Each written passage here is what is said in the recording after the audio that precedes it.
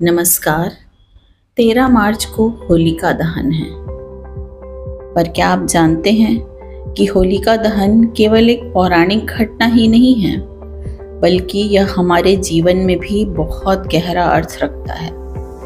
हिरण्यकश्यप की तरह जब हम अहंकार से भर जाते हैं तो हम खुद को ही नुकसान पहुंचाते हैं।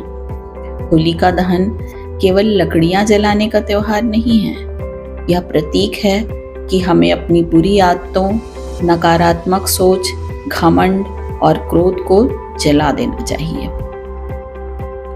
प्राचीन काल में हिरण्यकश्यप नाम का एक राक्षस राजा हुआ करता था। उसने बहुत कड़ी तपस्या करके ब्रह्मा जी से वरदान प्राप्त किया कि उसे न कोई मनुष्य मार सके, न कोई पशु, न दिन में, न रात में, न घर के अंदर, न घर के बाहर, न वह किसी शस्त्र से मरे, न किसी जीव के द्वारा।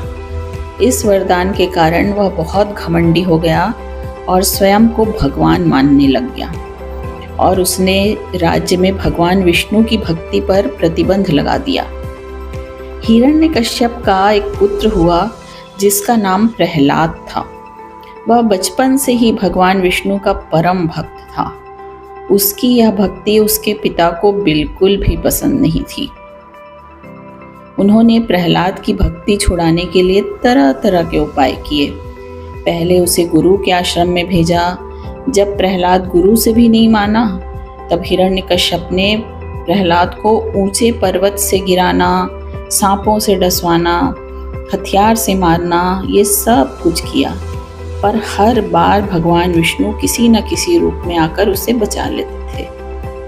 आखिर में हिरण्यकश्यप ने अपनी बहन होलिका, जिसको वरदान था कि उसे अग्नि जला नहीं सकती, उससे कहा कि प्रहलाद को गोद में लेकर बैठे, और अग्नि में होलिका बैठ गई उसे गोद में लेकर। लेकिन भगवान की ऐसी कृपा हुई कि होलिका जल गई और प्रहलाद बच गया। तब गुस्से में आकर हिरण्यकश्यप ने प्रहलाद से पूछा कि अगर तुम्हारा विष्णु हर जगह है तो क्या महल में लगे इस खंभे में भी है? प्रहलाद ने पूरे विश्वास से जवाब दिया, हाँ, वह हर जगह है। तब गुस्से में आकर हिरण्यकश्यप ने खंभे पर जोर जोर से प्रहार किया। तब खंभे से भगवान विष्णु नरसिंह अवतार, यानी आधा सिंह आधे मनुष्य के रूप में प्रकट हुए।